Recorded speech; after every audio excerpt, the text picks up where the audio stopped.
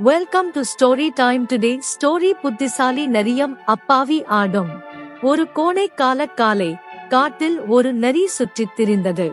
வானத்தில் சூரியன் மிகவும் வெப்பமாகவும் பிரகாசமாகவும் பிரகாசித்துக் கொண்டிருந்தது. நரி நீரிழப்புடன் உணரத் தொடங்கியது. அவன் மரங்களைச் சுற்றிச் சுற்றி வந்தான்.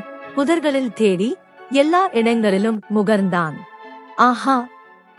அங்கே இருந்தது ஒரு பெரிய ஆழமான நீர்க்கிணறு. நரி மிகவும் மகிழ்ச்சியடைந்தது. அது நேராக கிணற்றில் குதித்து வயிறு வெடிக்க தயாராக இருந்த அளவுக்கு குடிநீரை விழுங்கியது. இப்போது தண்ணீர் குடித்து முடித்ததும் நரி கிணற்றிலிருந்து வெளியேறி தனது பயணத்தை தொடர நினைத்தது. அதனால் அவர் வெளியே ஏறுவதற்கான வழியை தேடிச் சுற்றிலும் பார்த்தார். அங்கு ஒரு வழியும் இல்லை என்பதை கவனித்தார். ஒவ்வொரு முறை மேலே செல்ல முயற்சிக்கும் போதும் அவர் கீழே வழுக்கி விழுவார். அவர் முயற்சி செய்து கொண்டே இருந்தார், ஆனால் வெற்றி பெறவில்லை. ஓ, யாராவது எனக்கு உதவுங்கள், என்னை இங்கிருந்து வெளியேற்றுங்கள் என்று நரி கிணற்றிலிருந்து கத்தியது. யாராவது தன்னை கேட்டு காப்பாற்ற வருவார்கள் என்று நம்பியது. பல மணி நேரம் கடந்துவிட்டன, ஆனால் யாரும் கிணற்றை தாண்டவில்லை. நான் இங்கேயே நிரந்தரமாக சிக்கிக் கொள்வேன் போலிருக்கிறது என்று நரி சோகமாக நினைத்தது. The morning changed into evening, and shortly the sky was dark. The poor fox spent the night in the cool and damp well. யாராவது வந்து கிணற்றிலிருந்து வெளியே வர எவ்வளவு நேரம் ஆகும் என்று தெரியாததால் அவர் மிகவும் பயந்தார். நேரம் மிக மெதுவாகவும் படிப்படியாகவும் கடந்துவிட்டது. கடைசியில் காலையாகிவிட்டது. யாராவது எனக்கு உதவுங்கள் என்று நரி மீண்டும் கத்தத் தொடங்கியது. இந்த முறை அவரது பிரார்த்தனைகள் பலனளிக்கப்பட்டன. அதிர்ஷ்டவசமாக நரி உதவிக்காக கத்திய போது ஒரு ஆடு கிணற்றை கடக்கத் தொடங்கியது. ஹலோ, நீங்க அங்க இருந்து கத்துற சத்தம் எனக்கு கேட்டது, மிஸ்டர் ஃபாக்ஸ். நான் உங்களுக்கு ஏதாவது உதவி செய்ய முடியுமா? ஆடு பேசியது.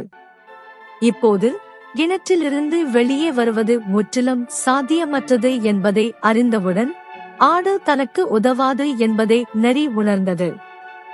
எனவே கிணற்றிலிருந்து வெளியே வருவதற்கு தனக்கு உதவ ஆட்டை எடுக்க முடியும் என்பதை உறுதி செய்வதற்காக அப்பாவி ஆட்டை ஏமாற்றத் தேர்ந்தெடுத்தது. இந்த அருமையான நிதானமான தண்ணீரை குடிக்க நான் இந்த கிணற்றில் இறங்கினேன். என்னை நம்பு, என் அன்பான ஆடு. நான் இதுவரை இப்படி ஒரு குடிநீரை ருசித்ததில்லை. ஏன் கீழே வந்து கொஞ்சம் குடிக்க கூடாது என்றது தந்திரமான நரி. நரியின் சத்தத்தை கேட்டதும் ஆடு மிகுந்த மகிழ்ச்சியடைந்து உடனடியாக கிணற்றில் குதித்து நரியின் அருகில் சென்றது. ஆனால் ஆடு தண்ணீர் குடித்து முடித்தவுடன் கிணற்றிலிருந்து வெளியே வருவது சாத்தியமில்லை என்பதை அவளும் கவனித்தாள். நரி உண்மையிலேயே புத்திசாலி. தப்பிக்க ஒரு உத்தியை யோசித்தது. நீ ஏன் பின்னங்கால்களில் நிற்கக்கூடாது? அப்போது கிணற்றிலிருந்து வெளியே வர பொருட்கள் உன் மேல் ஏறும். நான் வெளியே வந்தவுடன் உன்னையும் வெளியே இழுத்து விடுவேன்.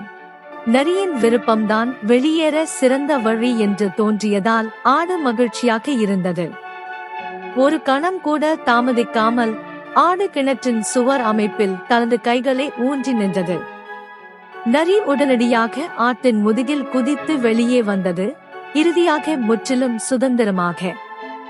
ஆனால் நரி கிணற்றிலிருந்து வெளியே வந்தவுடன் அது ஒரு முறை கூட திரும்பி பார்க்காமல் நடக்கத் தொடங்கியது. ஆடு அழுது உதவிக்காக நரியிடம் துடிக்கத் தொடங்கியது. மிஸ்டர் ஃபாக்ஸ், நீங்கள் எனக்கும் கிணற்றிலிருந்து வெளியே வர உதவுவதாக உறுதியளித்திருந்தீர்கள் என்று அவள் அழுதாள். ஆனால் நரி வெறுமனே பதிலளித்தது, கேள் என் நண்பனே, நீ புத்திசாலியாக இருந்திருந்தால் வெளியேற வழி இருக்கிறதா என்று பார்ப்பதற்கு முன்பு கிணற்றில் குதித்திருக்க மாட்டாய் என்று கூறி நரி தனது சொந்த வீட்டுக்கு நடந்து செல்லத் தொடங்கியது. ஏழை ஆடு கிணற்றில் விடப்பட்டது. இக்கதையின் நீதி, ஒருவருக்கு உதவும் முன் அவர்களின் செயல்களை அடிப்படையில் உதவ வேண்டும். Thanks for watching. More videos. Subscribe my channel.